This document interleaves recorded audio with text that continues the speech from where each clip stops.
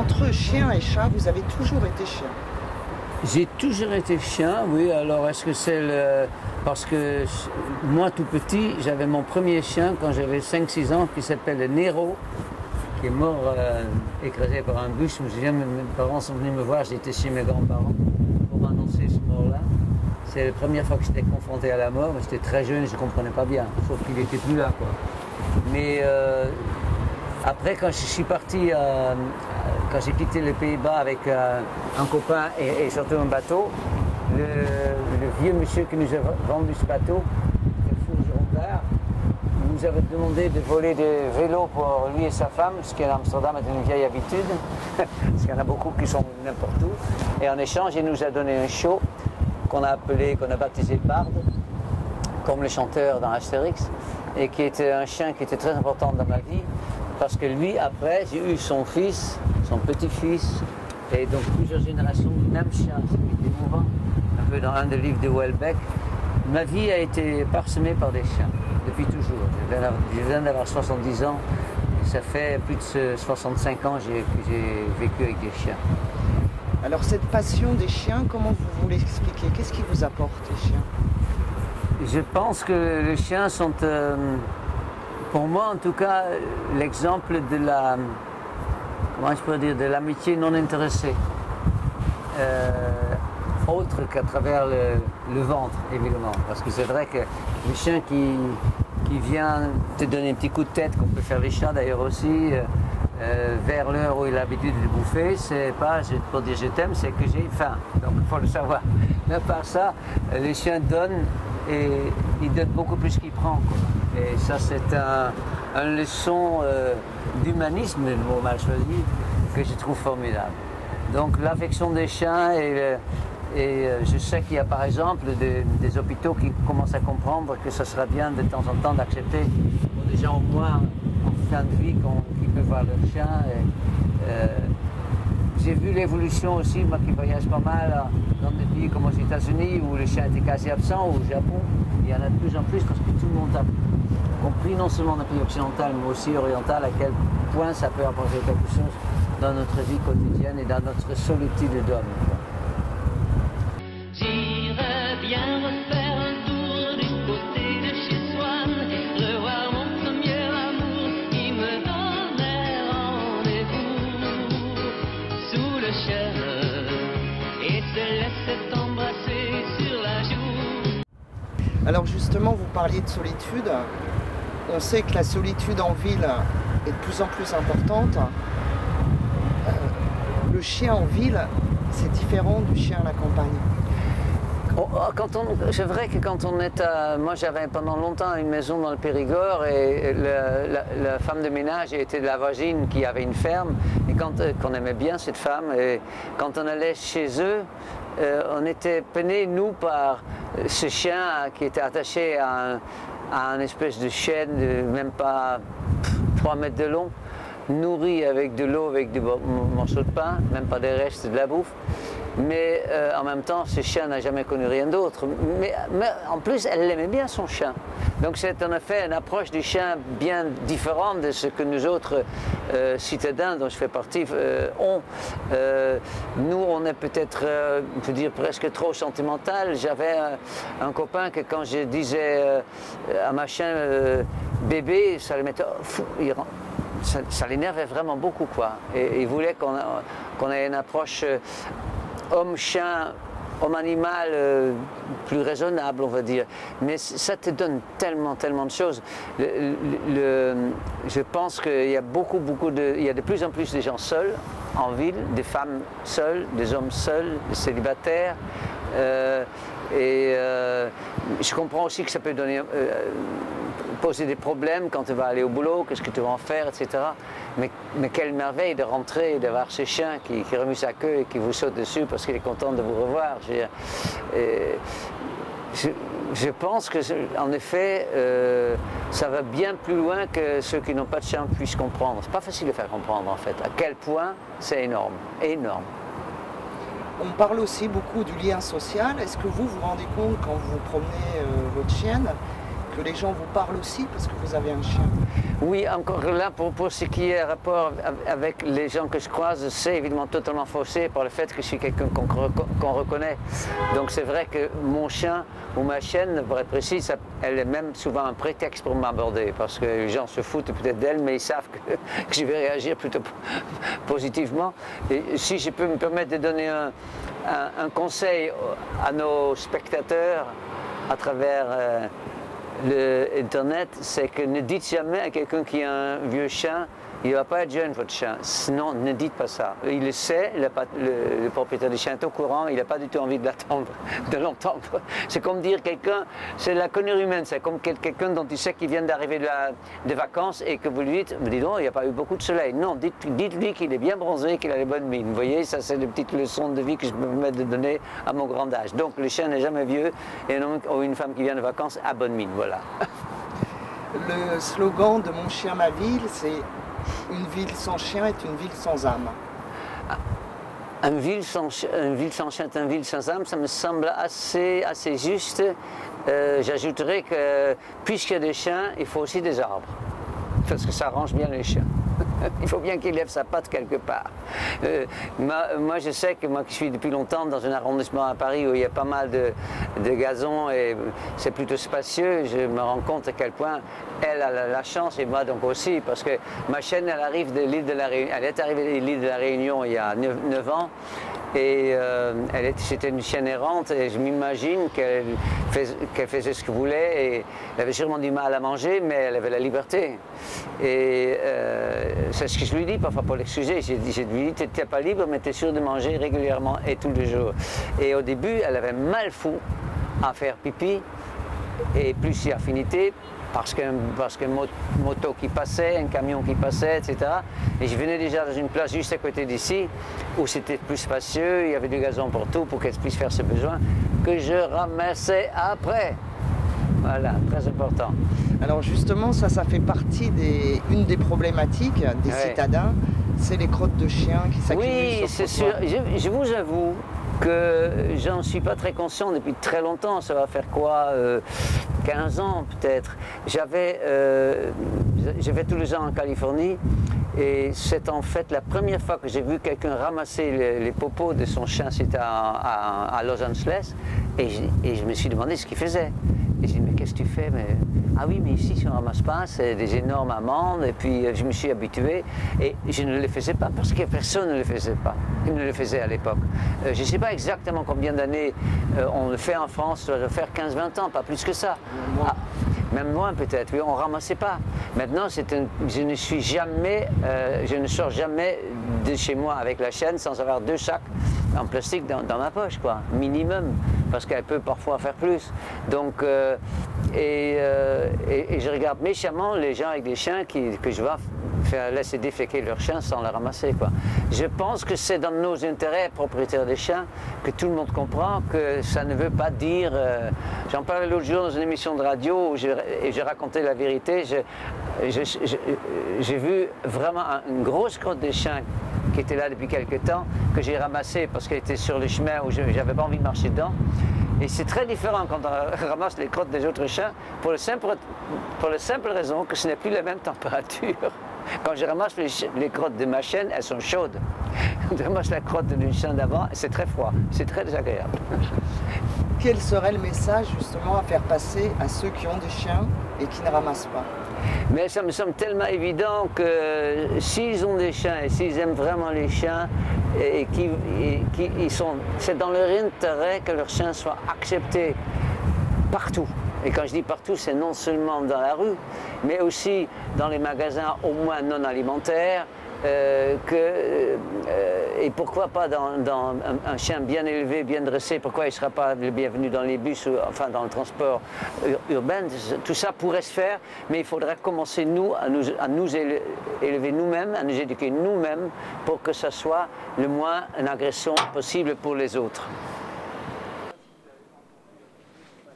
Justement en ville, vous m'en parliez un peu tout à l'heure, mais comment ça se passe dans votre quotidien? Alors, nous, on a la chance de vivre en grande partie à la campagne, donc, et une partie en ville. En ville, moi je me sens toujours un petit peu coupable qu'on n'est pas à la campagne. Donc je la sors, nous sommes deux, donc c'est plus facile. En plus, mon compagnon étant parolier, il a un métier qu'il pratique à la maison, donc il est souvent là, beaucoup plus que moi qui va par Mont-Saint-Pavot pour faire mon métier de chanteur sur les routes ou sur le plateau de radio et de la télé. Mais quand je suis là, c'est moi qui le sors le matin, c'est lui qui le sort vers 11h, c'est lui qui le sort après la bouffe de midi. L'après-midi, souvent, c'est tous les deux si je suis là. Le soir, après la bouffe, parce qu'il mange quand même 3 fois par jour notre chaîne, 3 fois un petit peu. Après la bouffe, c'est Patrick, mon copain. Et puis vers 11h minuit, avant de se coucher, c'est moi de nouveau. Donc elle sort au moins 5-6 fois par jour. Mais elle est très privilégiée. Je ne sais pas si elle se rend bien compte, mais elle est très privilégiée. Alors, vous aviez un tube qui s'appelait « Mon cœur est malade ». Est-ce que le chien peut justement aider les gens qui ont le cœur malade? Justement, on en parle un petit peu de cette possibilité. Moi, j'ai évidemment, enfin évidemment, c'est pas évident, mais j'ai connu malheureusement pas mal d'amis à moi qui sont morts à cause de l'arrivée du sida, et au début on ne le savait pas et on ne faisait pas attention. Et je me souviens notamment d'un ami très proche qui était très attaché à un chien, et on a amené en cachette tardivement dans l'hôpital et j'ai vu le bonheur pour lui, il s'appelait Guy, de pouvoir caresser, c'était un chihuahua, et c'était un moment que je n'oublierai jamais, quoi, à quel point ça peut être important. Donc tout ça c'est à gérer, il y a des améliorations à faire. Bon, on parle des chiens, on ne parle pas des chats, mais je m'imagine que ça va être pareil. Je n'ai pas cette expérience-là, j'ai une expérience longue avec les chiens, mais je ne m'imagine même pas la séparation non plus d'un couple, qui va prendre le chien, tout ça, ça va être absolument monstrueux, quoi. Le plus monstrueux du chien, c'est le fait qu'il meurt avant nous à chaque fois, quoi. Et qu'on sait que c'est pas comme les enfants qui, normalement, ne devraient pas mourir avant leurs parents. Mais avec un chien, bon, si c'est un petit chien, il a 15-20 ans d'espérance de vie. Si c'est un labrador, il en a peut-être 10-15. Et un chocho en a 10. Tout ça, on le sait. Et puis à chaque fois, on dit on n'en prendra plus. Et puis après, le hasard de la vie, c'est qu'on reprend ou on ne reprend pas. J'ai vu une émission sur le deuil des chiens par vos collègues de, combien ça s'appelle, 3 millions d'amis. C'est plus de millions, je ne sais plus combien de millions. Et le bonhomme parle de son chien mort il y a 20 ans en pleurant. Pour vous dire à quel point c'est très très dur à vivre, quoi, c'est vrai. Et on remplace pas un chien par un autre. Nous, on a eu, depuis que je vis avec mon compagnon, ça fait 43 ans et demi bientôt, on a eu Buffy, Mangas, Charlie, Lucie et Chance, on est le 5e chien. On est compte, mais tous ces chiens sont là dans nos têtes, il y a des photos, c'est des belles histoires d'amour. Alors justement, vous parliez de photos, vous avez beaucoup de photos de vos chiens, et il y a une statistique qui dit que les propriétaires d'animaux de compagnie, de chiens et chats, photographient plus leurs animaux que leurs conjoints. Ah, je ne savais pas, mais ça ne me surprend pas. C'est sûrement notre cas, ou alors les deux en même temps, mais c'est vrai que... bon, c'est-à-dire qu'il faut savoir aussi si on a affaire à un couple avec ou sans enfant, évidemment. Parce que c'est vrai que le chien peut prendre, pas de la même manière, la place d'un enfant, surtout dans un couple comme dans le nôtre, où malgré toutes les expériences, on n'est pas encore arrivé à en faire. Donc, mais on a des tonnes de photos, et c'est vrai maintenant que vous me le faites remarquer, plus des chiens que de nous deux, c'est tout à fait juste. Ouais. Pour revenir à vos pochettes de disques, ah, il y a oui. une pochette qui m'a frappé, c'était du côté de chez Swan, Ouais. un de vos grands tubes. Vous aviez déjà un chien? Ouais, c'est-à-dire que en fait, la première chienne qu'on a eue, c'était Moustaki, que Dieu ait son âme, qui était voisin avec nous à Paris et quelqu'un qu'on aimait bien, et qui, au moment où j'ai déménagé dans une rue qui s'appelle rue Saint-Louis-en-L'Île, sur l'île Saint-Louis, on partait du 13 au 47, parce que mes affaires s'arrangeaient et que ça commençait à marcher pour moi, donc je pouvais prendre plus grand.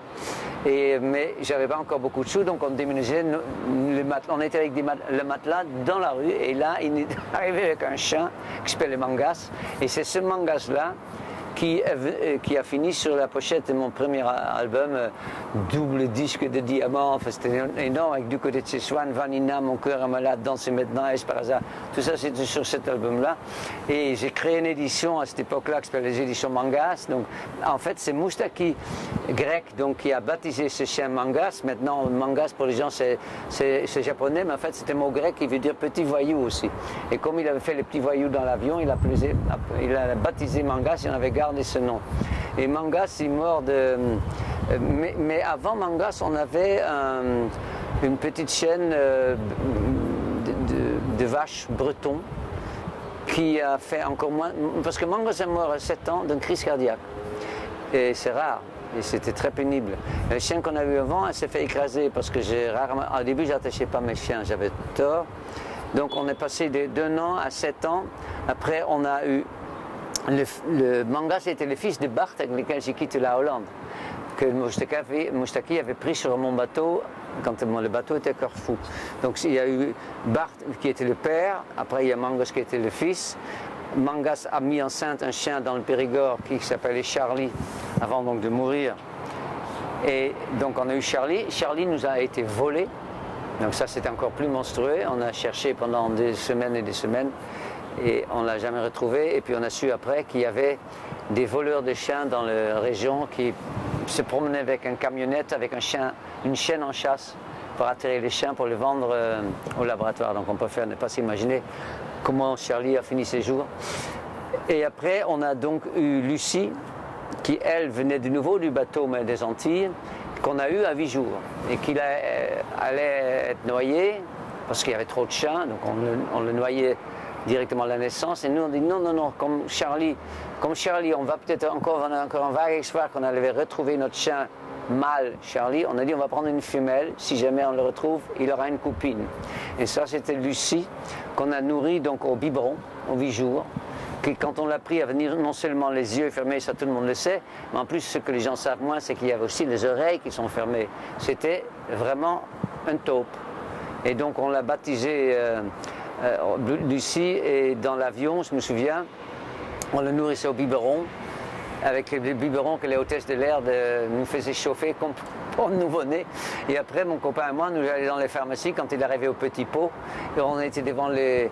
À l'époque, il n'y avait pas encore le mariage libre, donc les gens étaient surpris de voir 2 garçons qui étaient en train de choisir des petits pots. C'était pour la chienne. Et elle est morte à 15 ans de vieillesse. Et après est arrivée donc Chance. Donc voilà, des histoires des chiens.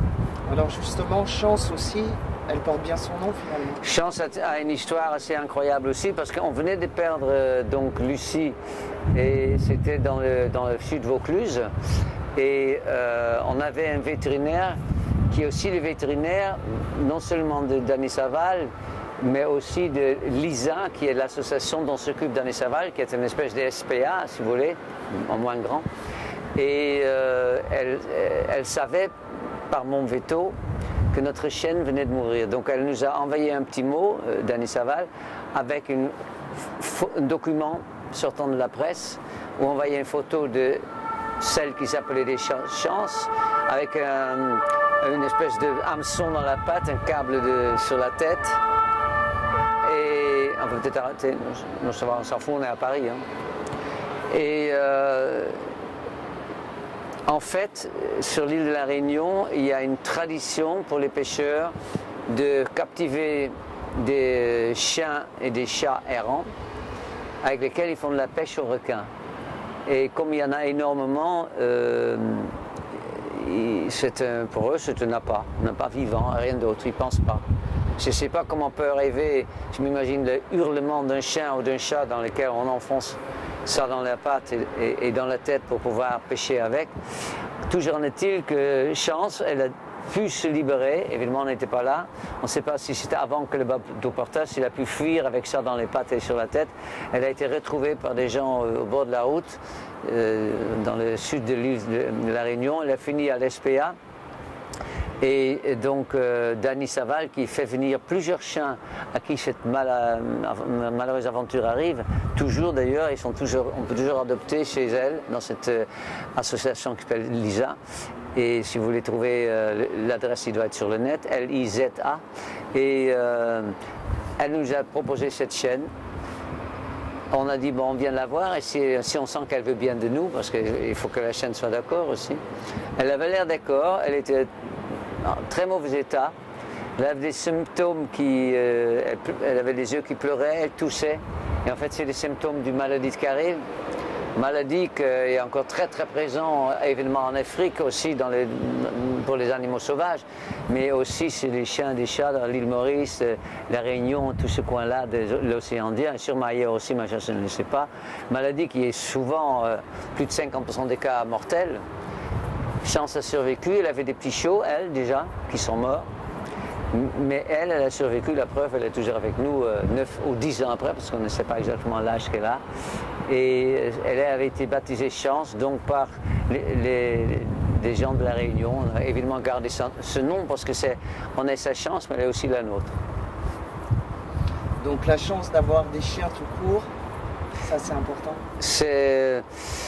Je ne sais pas si on peut convertir les gens qui ont, pour des raisons parfois freudiennes, on va dire, peur des animaux, peur des chiens. Il y a des braves gens qui ont peur. Je ne sais pas si on peut le convertir à l'amour pour les chiens, mais je leur souhaite de tout mon cœur parce qu'il n'y a rien de plus beau que l'amour d'un animal. Au niveau éducation, est-ce que vous êtes toujours d'accord tous les deux? Ah, les chiens les chiens et les chats, je m'imagine, peuvent être une source de dispute aussi, parce que moi, je suis beaucoup plus permissif que mon compagnon. Mais déjà, quand j'étais sur le bateau, à l'époque avec Bart, avec donc, ce premier chien avec lequel j'ai quitté la Hollande, avec mon copain hollandais Joost, c'était un bateau très très primitif, très primaire, et donc on dormait sur les matelas par terre, et il y avait les livres, du côté de Joost, il y avait des livres, et de mon côté il y avait des livres. Les livres de Joost n'ont jamais été mordillés par les chiens, et de mon côté oui. Donc ça prouve que moi je suis assez mauvais pour interdire, j'ai mal fou à interdire. C'est vrai que je suis trop permissif, personne n'est parfait.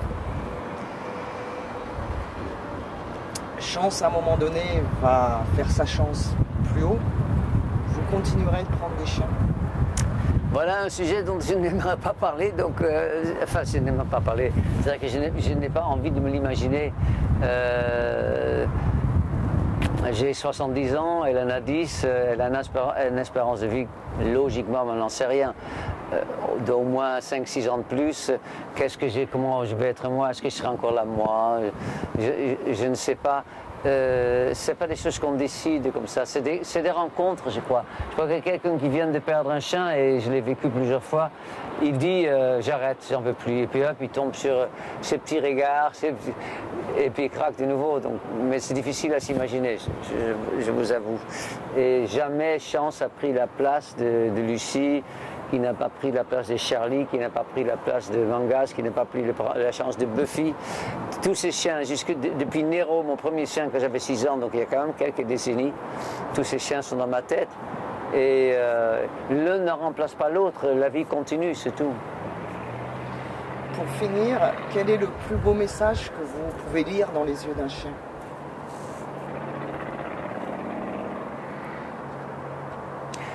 Il y a,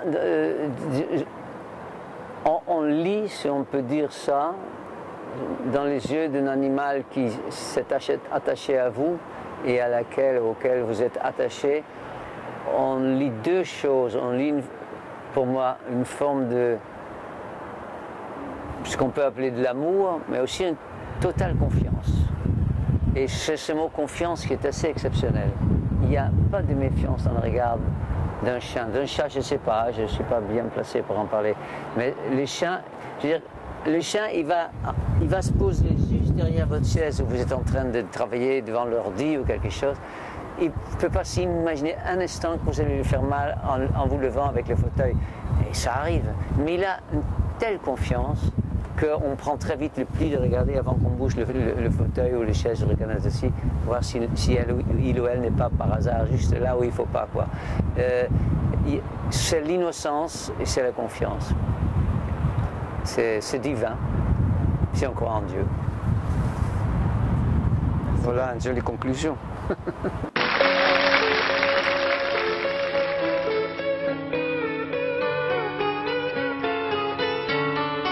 On oublie, hier est loin, si loin d'aujourd'hui, mais il m'arrive souvent de rêver encore à l'adolescent que je ne suis